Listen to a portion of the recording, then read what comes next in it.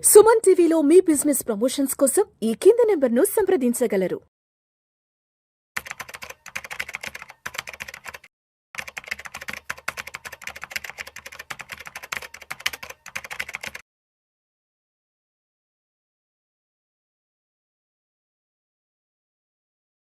Welcome to Vishnu talks. నేను మీ విష్ణు. ప్రస్తుతం నాతో పాటు certified financial planner Tumma Balaraj garu ఉన్నారు. వారితో మాట్లాడదాం. సార్ బాలరాజ్ గారు నమస్తే. సార్ నమస్తే Vishnu garu. Sir welcome to Vishnu talks. Thank you. So Balaraj garu, ఇప్పుడు అందరూ అన్ని రకాల విషయాలు తెలుసుకొని ఇన్వెస్ట్మెంట్స్ చేస్తుంటారు. వాళ్ళకి తెలిసిన రకరకాల వ్యక్తుల్ని సంప్రదిస్తుంటారు. ఆ ఇన్వెస్ట్మెంట్స్కి సంబంధించిన నాలెడ్జ్ గెయిన్ చేసుకొని ఇన్వెస్ట్మెంట్స్లోకి వెళ్తుంటారు. బట్ అయినా కూడా చాలామంది చాలా పెద్ద పెద్ద నష్టాలను చవిచూస్తుంటారు కదా. ఎందుకు అన్నీ తెలుసుకున్నా కూడా ఈ నష్టాలను చవిచూస్తున్నారంటారు? దానికి గల కారణాలు ఏంటి? దీని గల కారణం ఏంటంటే ఒక ప్రాపర్ స్ట్రాటజీ, ఒక ప్రాపర్ ప్రాసెస్ లేకపోవడం వల్ల అండి. స్ట్రాటజీ అండ్ ప్రాసెస్ ఉండాలి, ఖచ్చితంగా ఉండాలి. ఒక ప్రాపర్ స్ట్రాటజీ, ఒక ప్రాపర్ ప్రాసెస్ ఫాలో అవుతే నష్టాలు రాకుండా మనం నివారించలేము. We cannot avoid the risk, but we can manage the risk. So మనం ఖచ్చితంగా మనము మిస్టేక్స్ చేస్తాము. ఆ మిస్టేక్స్ ఎంత తక్కువగా చేస్తే మన సంపద అంతా పెరుగుతూ ఉంటుందన్నమాట. దీనికంటూ ఒక పర్టికులర్ ప్రాసెస్ అనేది ఉంది. ఫస్ట్ ఫైనాన్షియల్ ప్లానింగ్లో మనం ఇన్వెస్ట్మెంట్ మొదలు పెట్టేటప్పుడు, మనం డబ్బు ఇన్వెస్ట్మెంట్ చేసేటప్పుడు ఒక క్వశ్చన్ అడగాలి. ఈ డబ్బులు మనం ఎందుకు ఇన్వెస్ట్మెంట్ చేస్తున్నాము? ఈ క్లారిటీ మనకు ఉండాలి. అవును, మనకి ఏదైనా గోల్ ఉందా? ఆ గోల్ అచీవ్ చేయడానికి మనం డబ్బులు ఇన్వెస్ట్మెంట్ చేస్తున్నామా? లేదు మన దగ్గర జస్ట్ సర్ప్లస్ మనీ ఉంది, ఊరికే బ్యాంకులో పడుంటున్నాయి కాబట్టి మనం ఎక్కడైనా ఇన్వెస్ట్మెంట్ చేద్దామని చేస్తున్నామా? థర్డ్ థింగ్, మన ఫ్రెండ్ చెప్పాడు కాబట్టి చేస్తున్నామా? అందరూ ఇన్వెస్ట్మెంట్ చేస్తున్నారు, నేను టీవీలో చూస్తున్నాను, యూట్యూబ్లో చూస్తున్నాను, అందుకోసం చేస్తున్నామా? దీనిపైన క్లారిటీ ఉండాలి. వేరే వాటిపైన మనం చెప్పలేం. కానీ ఫస్ట్ది గోల్ గురించి ఇన్వెస్ట్మెంట్ చేసినట్టయితే దానికి ఒక ప్రాసెస్ ఉంది. ఫస్ట్ ఇన్వెస్ట్మెంట్ మొదలు పెట్టేటప్పుడు మనం ఏం చేయాలి అని అంటే, మన గోల్ ఏముంది, ఏ గోల్ గురించి ఇన్వెస్ట్మెంట్ చేస్తున్నాం అనేది క్లారిటీగా ఉండాలి. ఫస్ట్ అండ్ ఫార్మోస్ట్ మనం చేయాల్సింది డిసైడ్ ద గోల్. మన రిటైర్మెంట్ గురించి చేస్తున్నామా, పిల్లల ఎడ్యుకేషన్ గురించి చేస్తున్నామా, ఇల్లు కొనడానికి చేస్తున్నామా, కార్ కొనడానికి చేస్తున్నామా, లేకపోతే డ్రీమ్ వెకేషన్ వెళ్ళడానికి చేస్తున్నామా? ఏదైనా ఒక గోల్ కావచ్చు, లేదా అన్ని గోల్స్ కావచ్చు. ఒక ఫర్ ఎగ్జాంపుల్ మన రిటైర్మెంట్ ప్లాన్ గురించి మాట్లాడామనుకోండి. ఒక 40 సంవత్సరాల వ్యక్తి 60 సంవత్సరాలకి రిటైర్మెంట్ అవుతారు. సో 60 సంవత్సరాలు రిటైర్మెంట్ అయ్యే టైం వరకల్లా ఫస్ట్ మనం గోల్ డిసైడ్ చేస్తాం, ఏంటి రిటైర్మెంట్. సెకండ్ ఏం మాట్లాడుతున్నాము, టైం ఫ్రేమ్ మాట్లాడుతున్నాం. ఎంత టైం ఉంది? 20 years టైం ఉంది. థర్డ్ థింగ్ వచ్చేసేసి క్వాంటిఫైయింగ్ ద గోల్ అంటాం. గోల్ని క్వాంటిఫై చేయాలి. సో సాధారణంగా ఇప్పుడు నన్ను అడిగామనుకోండి, మీకు రిటైర్మెంట్లో ఎంత డబ్బులు ఖర్చు కావచ్చండి, నెల మీ లైఫ్ స్టైల్ మెయింటైన్ చేయడానికి ఎంత ఖర్చు కావచ్చండి, ఏముందండి 15,000, 20,000, 30,000 రూపాయలు ఖర్చు అవుతుందని చెప్పేసి మనకు ఆన్సర్ ఇస్తుంటారు అనమాట. రిటైర్మెంట్లో ఇప్పుడు అయ్యేదానికి, ఇప్పుడు 40 సంవత్సరాల వ్యక్తి ఏమైతే ఉన్నారో అతనికి ఇప్పుడు ఖర్చు అయ్యే దానికంటే కూడా చాలా ఎక్కువ అవుతుంది. నేను ఇన్ఫ్లేషన్ గురించి మాట్లాడట్లేదు. 40 సంవత్సరాలు ఉన్న వ్యక్తి 60 సంవత్సరాలు అయినప్పుడు ఈ 20 yearsలో తన కెరియర్లో ప్రోగ్రెస్ అవుతారు. అతని ఎక్స్పోజర్ పెరుగుతుంది, మెచ్యూరిటీ లెవెల్స్ పెరుగుతాయి, ఇన్కమ్ పెరుగుతుంది, అదేవిధంగా స్టాండర్డ్ ఆఫ్ లివింగ్ కూడా పెరుగుతుంది. Actually everybody of us we have the best standard of living when we are at the retirement stage. అంతే కదా, మనం రిటైర్మెంట్ అయ్యే టైం వరకల్లా మన సంపదన కూడా చాలా ఎక్కువ ఉంటుంది అనమాట. సో మన స్టాండర్డ్ ఆఫ్ లివింగ్ కూడా చాలా బెటర్గా ఉంటుంది. సో ఆ స్టాండర్డ్ ఆఫ్ లివింగ్ రిటైర్మెంట్ తర్వాత కూడా క్యారీ ఫార్వర్డ్ అవ్వాలి, రైట్? సో ఇప్పుడు ₹1,00,000 నెలకి ఖర్చు అయితే, సో అతను 60 సంవత్సరాలకు వచ్చే వరకల్లా ఆ స్టాండర్డ్ ఆఫ్ లివింగ్కి ఇదే రోజు కన్సిడర్ చేస్తే, ఇదే రోజు తను 60 సంవత్సరాలు అనుకోండి, 2.5 3 లక్షల నెలకి ఖర్చు అయినా ఆశ్చర్యపోవాల్సిన అవసరం లేదు. సో ఈ రోజు ఎంత ఖర్చు అవుతుంది, యాక్చువల్గా 60 సంవత్సరాలు వచ్చే టైం వరకల్లా అప్పుడు ఎంత ఖర్చు అవుతుంది, సో క్వాంటిఫై చేసుకోవాలి. నెలకి 60 నుంచి 80, 85 సంవత్సరాల వరకు రెగ్యులర్గా ఇన్కమ్ రావాలి అంటే మనకి ఎంత పర్పస్ కావాలి, దీన్ని మనము క్వాంటిఫైయింగ్ ద గోల్ అంటాం. సో ఒక్కసారి గోల్కి ఎంత అమౌంట్ కావాలని కనుక్కున్న తర్వాత the next part is identifying how much rate of return we can achieve as per our risk appetite. మన రిస్క్ ఎపిటైట్ ప్రకారము మనం ఎంత రేట్ ఆఫ్ రిటర్న్ అచీవ్ చేయగలుగుతాము. ఉన్న డబ్బు మొత్తం ఈక్విటీలో తీసుకెళ్ళి పెట్టలేం కదా, రైట్? ఇన్వెస్ట్మెంట్ చేసే ముందు ఇంకొక క్వశ్చన్ అడుక్కోవాలి మనం ఏంటంటే, మనము అక్యూములేట్ చేసిన, మనం ఇన్వెస్ట్మెంట్ చేసినప్పుడు మన డబ్బు ఏమైతే ఉంటుందో అది ఎంత పర్సంటేజ్ డ్రాప్ అయితే మనకు జిట్టర్స్ వస్తాయి. సో నిద్ర పట్టదు. సో అది 10% అయితే మనకు నిద్ర పట్టదా, 20% డౌన్ అయితే నిద్ర పట్టదా, లేదా 30%, 40%? ఈ క్వశ్చన్ వేసుకోవాలి మనం.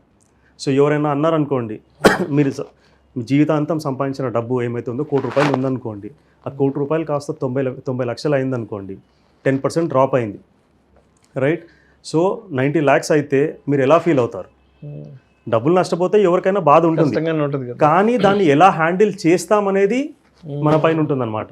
సో దాని గురించి తరచూ మనం ఆలోచిస్తున్నామా? మనకు నిద్ర పట్టట్లేదా? వర్క్ మీద ఇంపాక్ట్ అవుతుందా? హెల్త్ మీద ఇంపాక్ట్ అవుతుందా? 10% పడితేనే ఇది అవుతే you're a very conservative investor. So ఎక్కువ రిస్క్ తీసుకోలేం మనం. సో ఒక 25-30% వరకు మనం ఈక్విటీలో పెట్టుకోవచ్చు. మిగతాదంతా కూడా సేఫ్ అండ్ సెక్యూర్డ్, నష్టభయం లేనటువంటి దాంట్లో పెట్టుబడి పెట్టుకోవాలి. ఒక 20% వరకు వెళ్ళింది అనుకోండి, మనం ఒక 60% వరకు equity and rest 40% we can go into safe and secured debt part అంటాం మనం దాన్ని. ఇంకా 30-40% వరకు వెళ్తే అప్పుడు you can go aggressive, you're an aggressive investor. So ఇది మనం చాలామంది మిస్ అవుతూ ఉంటారనమాట. డబ్బులు ఎంత నష్టపోతే మనకు నిద్ర పట్టకుండా ఉంటుంది అనేది. సో మార్కెట్లు పరిగెత్తుతున్నప్పుడు మంచిగా రిటర్న్స్ వస్తూ ఉంటాయి, మిడ్ అండ్ స్మాల్ క్యాప్ చాలా బాగా ఇస్తుంది, సెక్టోరియల్ ఫండ్స్ చాలా బాగా ఇస్తున్నాయని చెప్పేసి returns are not the only thing అండి. ఇప్పుడు మిమ్మల్ని ఒక క్వశ్చన్ అడిగాను అనుకోండి, మీకు 15, 20, 25% రిటర్న్ కావాలన్నా, లేకపోతే మీ గోల్ అచీవ్ చేయడానికి ఏమైతే రిటర్న్ అవసరమో అది కావాలన్నా, అంటే మీరు ఏం ఆన్సర్ ఇస్తారు? అంటే నా గోల్ అచీవ్ చేయడానికి అంతే కదా. అదే యాక్చువల్గా నంబర్ వెనక మనం పరిగెత్తకూడదు కదా. పరిగెత్తకూడదు. యాక్చువల్గా మన గోల్స్ అచీవ్ చేయడానికి 15%, 20%, 25% అవసరం లేదండి. ఇన్ఫ్లేషన్ కంటే ఒక 3-4% మనం ఎక్కువ తీసుకురాగలిగితే అది మోర్ దెన్ ఎనఫ్. మనం పరిగెత్తి పాలు తాగేదానికంటే నిలబడి నీళ్ళు తాగడం మంచిది. So when you chase returns you lose money. అవును, రిటర్న్స్ కోసం చేయకూడదు, ఆటోమేటిక్గా వస్తాయి. నంబర్ కూడా మనం డిసైడ్ చేయకూడదు కదా. ఇది మన ఎంతైతే రిటర్న్ కావాలో మన గోల్కి, అది ఖచ్చితంగా మనం డిసైడ్ చేయాలి. సపోజ్ ఉదాహరణకి మనకు ఒక 11% కావాలనుకోండి, 12% కావాలి, 11 or 12% కావాలి రిటర్న్ అచీవ్ చేయడానికి. ఈ 12% అచీవ్ చేయడానికి మనము అసెట్ అలొకేషన్ ఏం వాడతాము అనేది next step. Okay, 12% goal achieve చేయాలి, 12% రిటర్న్ రావాలి మన గోల్ అచీవ్ చేయడానికి. సో ఈ 12% రావాలి అని అంటే మనం ఏం చేయాలనేది ఫస్ట్ డిసైడ్ చేయాలి. That is called the asset allocation part. Asset అలొకేషన్లో 2 ఇన్వెస్ట్మెంట్స్ ఉంటాయి. ఒకటి నష్టభయం ఉన్నటువంటిది, ఒకటి నష్టభయం లేనటువంటిది. నష్టభయం ఉన్నటువంటి దాంట్లో మనకు రియల్ ఎస్టేట్ వస్తుంది, బంగారం వస్తుంది, మ్యూచువల్ ఫండ్స్ వస్తాయి, స్టాక్స్ వస్తాయి, ఇంకా వేరే వేరే ఇన్వెస్ట్మెంట్స్ కూడా. ఏదైతే ఇన్వెస్ట్మెంట్స్ వాలటైల్ ఉంటాయో ఇవన్నీ కూడా నష్టంతో కూడుకున్నట్టువి, నష్టంతో ఉన్నటువంటిది, నష్టభయం ఉన్నటువంటిది. సో ఫస్ట్ అండ్ ఫార్మోస్ట్ ఇందులో ఎంత మనం పెట్టుకోవాలి అది డిసైడ్ చేసుకోవాలి. సెకండ్ వచ్చేసి safe and secured investment. Safe and secured ఇన్వెస్ట్మెంట్స్లో మీకు ఫిక్స్డ్ డిపాజిట్స్ కావచ్చు, పోస్ట్ ఆఫీస్ సేవింగ్స్ కావచ్చు, డెట్ మ్యూచువల్ ఫండ్స్ కావచ్చు, ఇవన్నీ కూడా మనకు నష్టభయం లేనటువంటి దాంట్లో వస్తాయి. సో ఉదాహరణకి మనకు ఒక 11% రిటర్న్ అచీవ్ చేయాలనుకోండి, 11% రిటర్న్ అచీవ్ చేయాలి. ఇప్పుడు గోల్డ్, రియల్ ఎస్టేట్ ఇవన్నీ కూడా పెద్ద అమౌంట్స్లో కావాలి, మనం రెగ్యులర్గా ఎవ్రీ మంత్ చేయలేం. గోల్డ్లో చేయొచ్చు అనుకోండి. ఈజీ అండర్స్టాండింగ్ గురించి మ్యూచువల్ ఫండ్స్లోనే చేస్తున్నారు అనుకోండి, రైట్? సో మనం పెట్టే ప్రతి 100 రూపాయల్లో 50% అసెట్ అలొకేషన్ అనుకోండి, 50% అసెట్ అలొకేషన్. సో 50 రూపాయలు, 100 రూపాయల్లో 50 రూపాయలు మనం ఈక్విటీలో పెడతాము, 50 రూపాయలు సేఫ్ అండ్ సెక్యూర్ దాంట్లో పెడతాము. ఈక్విటీ మనకు 14% రిటర్న్ ఇచ్చింది అనుకోండి, your 50 rupees will become 57 rupees. Safe and secured investment మనకు 8% రిటర్న్ ఇచ్చింది అనుకోండి, 7-7.5% వరకు వస్తుంది. ఈజీ క్యాలిక్యులేషన్ గురించి 8% చెప్తున్నాను. 50 రూపీస్ 8% ఇచ్చింది అనుకోండి, యువర్ 50 విల్ బికమ్ 54. ఈ రెండింటిని క్లబ్ చేయండి, 57 + 54 111 రూపీస్. మనం 100 పెట్టుబడి పెట్టాము, 111 రూపాయలు జమ అయింది, అంటే మనకు 11 రూపాయలు వచ్చాయి, అంటే 11% రిటర్న్ వచ్చింది. This is the most crucial part. Okay, so మనకి ఎంత రిటర్న్ కావాలనే దాన్ని బట్టి మన అసెట్ అలొకేషన్ డిసైడ్ అవుతుంది అనమాట. సో మనం మొత్తం 100% ఈక్విటీలో పెట్టకూడదు, మొత్తం డెట్లో పెట్టకూడదు, ఈ రెండు కూడా కలిసి ఉండాలి. ఒకవేళ అగ్రెసివ్ ఇన్వెస్టర్ అంటే ఇంకా కొంచెం అగ్రెసివ్గా పెడతాడు. So first and foremost asset allocation. So ఈ నష్టభయం ఉన్నటువంటి దాంట్లో ఎంత, నష్టభయం లేనటువంటి దాంట్లో ఎంత అనేది డిసైడ్ చేసేది డైవర్సిఫికేషన్. సో రిస్కీ ఇన్వెస్ట్మెంట్స్ ఉన్నాయి. ఇప్పుడు రియల్ ఎస్టేట్ గురించి మాట్లాడుకుంటే don't put all your eggs in one basket అంటాం, రైట్? సో ఆ ఎగ్జాన్ని ఒకే బాస్కెట్లో పెట్టామనుకోండి, ఏదైనా కారణం నుంచి అయితే కింద పడితే చాలా ఎగ్స్ డ్యామేజ్ అయ్యే ఛాన్స్ ఉంటుంది. అదే మల్టిపుల్ బాస్కెట్స్లో పెట్టామనుకోండి, ఒకటి పడ్డా కానీ మిగతా సేఫ్గా ఉంటాయి. సో ఈ డైవర్సిఫికేషన్లో రియల్ ఎస్టేట్లో చేసే వాళ్ళే ఉన్నారనుకోండి, ఆ రియల్ ఎస్టేట్లో మీకు కమర్షియల్ రియల్ ఎస్టేట్ ఉంటుంది, రెసిడెన్షియల్ రియల్ ఎస్టేట్ ఉంటుంది, ప్లాట్స్ ఉంటాయి, మరి అగ్రికల్చర్ ల్యాండ్ ఉంటుంది. ఇవన్నిట్లో కూడా డిఫరెంట్గా డైవర్సిఫై చేసుకొని పెట్టుకోవడం.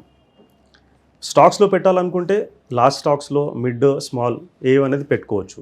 మ్యూచువల్ ఫండ్స్లో కూడా మనకు డిఫరెంట్ మ్యూచువల్ ఫండ్స్ ఉంటాయి. లార్జ్ క్యాప్ మ్యూచువల్ ఫండ్స్ ఉంటాయి, మిడ్ క్యాప్ ఉంటాయి, స్మాల్ క్యాప్ ఉంటాయి, సెక్టోరియల్ ఉంటాయి, థిమాటిక్ ఉంటాయి, వాల్యూ బేస్డ్ ఉంటుంది, గ్రోత్ బేస్డ్ ఉంటుంది. ఇవన్నీ కూడా డిఫరెంట్ డైవర్సిఫికేషన్. సో ఇవన్నీ కూడా మనకి ఏది అవసరమో అది సెలెక్ట్ చేసుకొని ఇందులో మనం డైవర్సిఫై చేసుకోవాలి. సో అదేవిధంగా సేఫ్ అండ్ సెక్యూర్డ్ ఇన్వెస్ట్మెంట్స్లో మనం ఎఫ్డీలో ఎంత పెడతాము, పోస్ట్ ఆఫీస్లో ఎంత పెడతాము, అండ్ డెట్ మ్యూచువల్ ఫండ్స్లో ఎంత పెడతాం అనేది డిసైడ్ చేసుకోవాలి. First is the asset allocation, second thing is the diversification, third ముఖ్యంగా మనం మాట్లాడుకోవాల్సింది రీబ్యాలెన్సింగ్ ఆఫ్ ద పోర్ట్ఫోలియో. చాలా మంది డబ్బులు ఎందుకు నష్టపోతారంటే they don't rebalance the portfolio, right? It is said always buy low sell high. తక్కువగా ఉన్నప్పుడు కొనాలి, ఎక్కువగా ఉన్నప్పుడు అమ్మాలి. మీరు చెప్పడానికి బాగానే చెప్తున్నారండి, అంత ఈజీనా? నాకైతే మార్కెట్ ఎప్పుడు లోగా ఉంది, ఎప్పుడు హైగా ఉందని అయితే నాకు తెలియదు. ఎవరైనా మీకు చెప్తారనుకోండి 3 నెలల్లో మార్కెట్ పైనకి వెళ్తుంది, 6 నెలల్లో పైనకి వెళ్తుంది, లేదా మార్కెట్ పడుతుంది, they are simply bluffing. Nobody has a clue, everybody has a view only, no clue.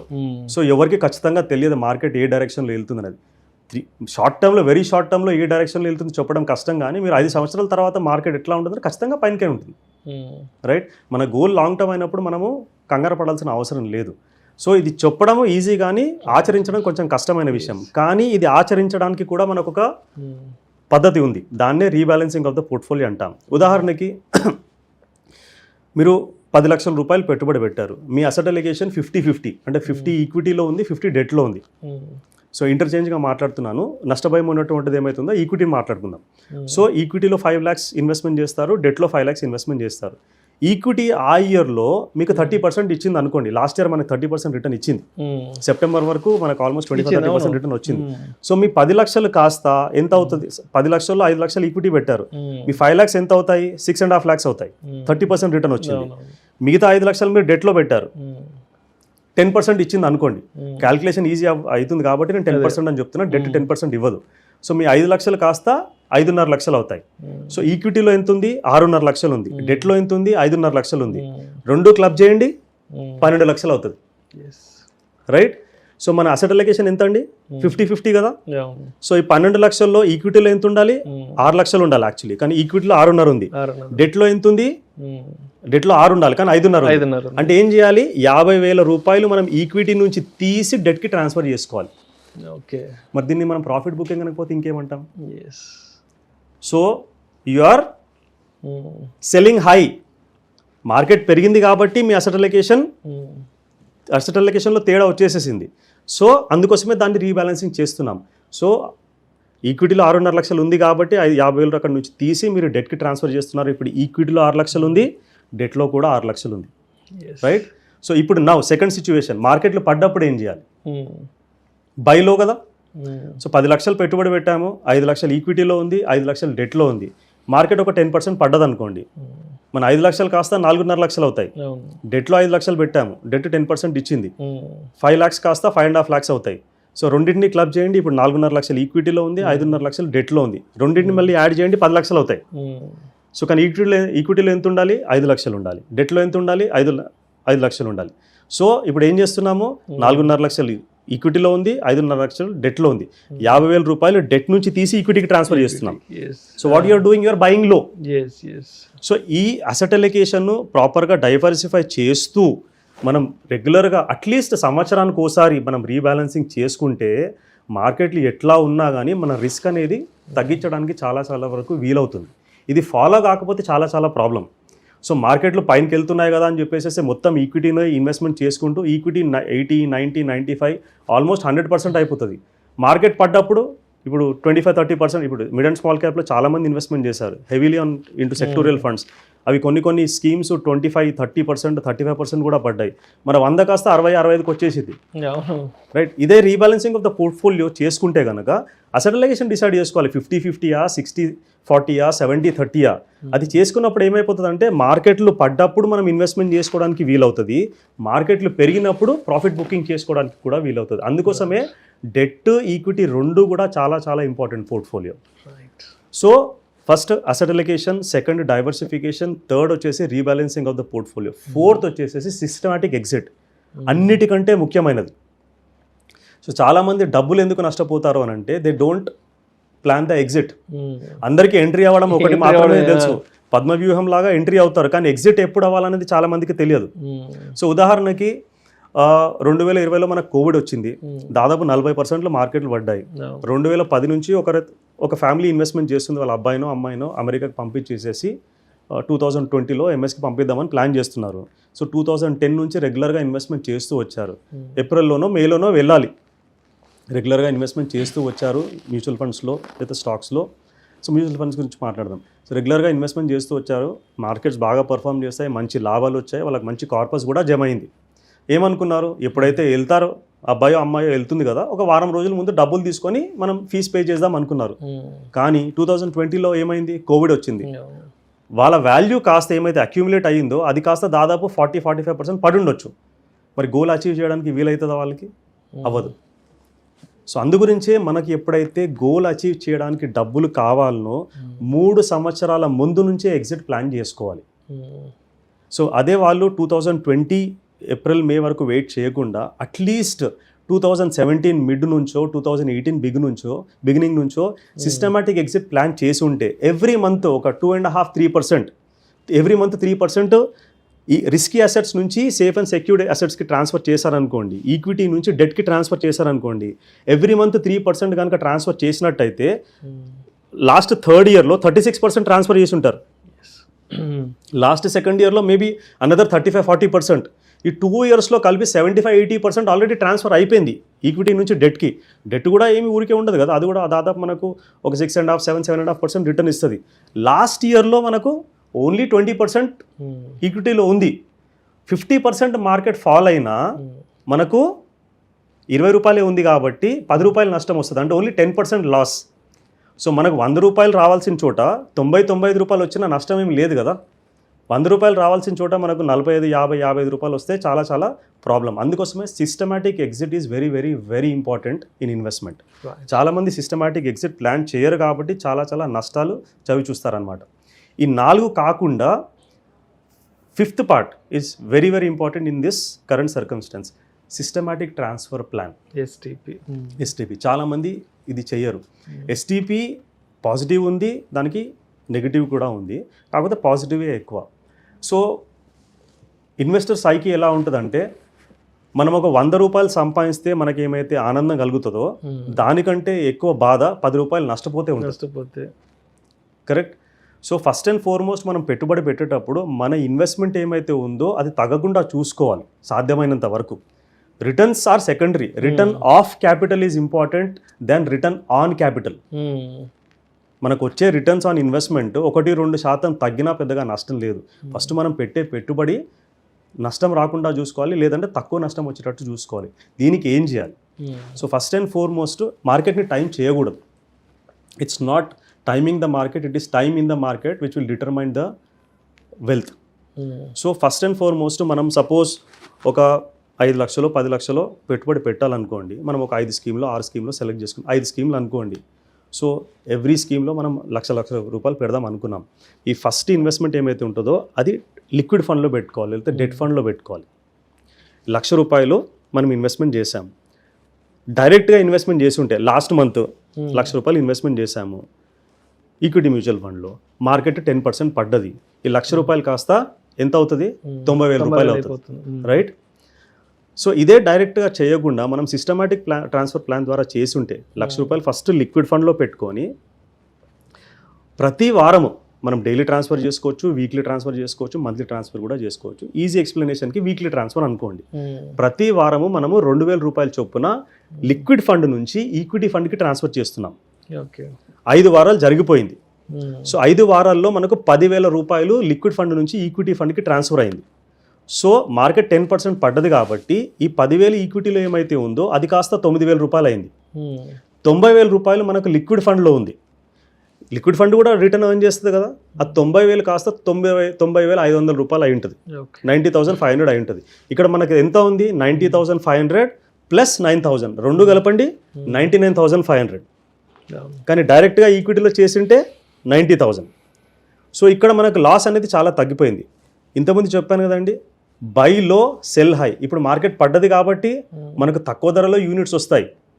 అందుకోసమే లిక్విడ్ ఫండ్లో ఏమైతే ఉందో అందులోంచి ఒక 15-20% మనం స్విచ్ చేసుకోవచ్చు, రైట్. జనరల్గా మనకి ఇలాంటి ఆపర్చునిటీస్ సంవత్సరంలో 1-2 సార్లు వస్తాయి. సో అప్పుడు ఇట్లా స్విచ్ చేసుకుంటూ మార్కెట్లో పడ్డప్పుడు స్విచ్ చేసుకోవచ్చు. మార్కెట్లు పడనప్పుడు ఎవ్రీ వీక్ ట్రాన్స్ఫర్ అవుతూ ఉంటుంది.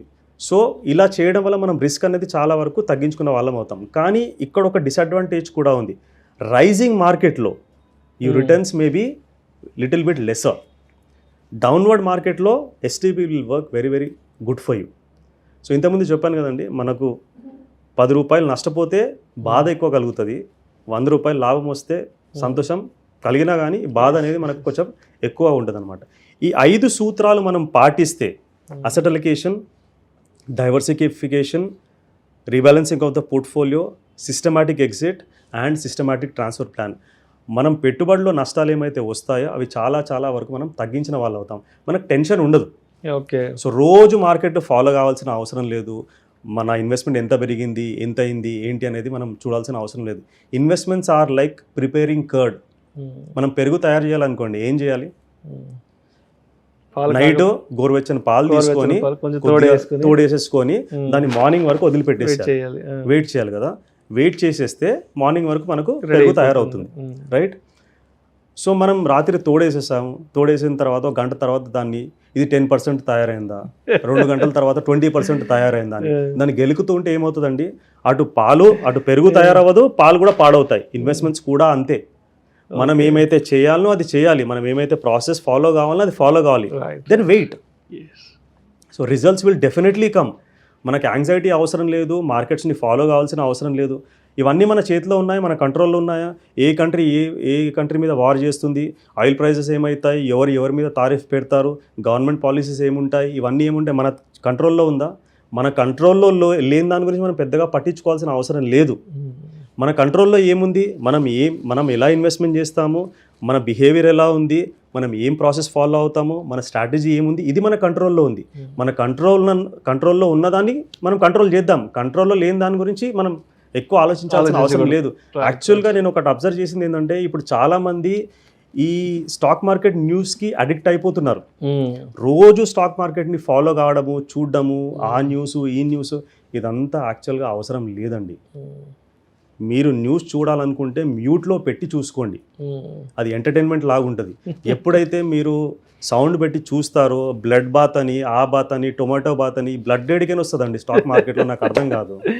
So you really don't have to follow. మీకు ప్రాపర్ టైం ఫ్రేమ్ ఉండి ఇన్వెస్ట్మెంట్ చేసుకుంటే నష్టాలు తగ్గుతాయి, మంచి లాభాలు వచ్చే అవకాశాలు ఉన్నాయి.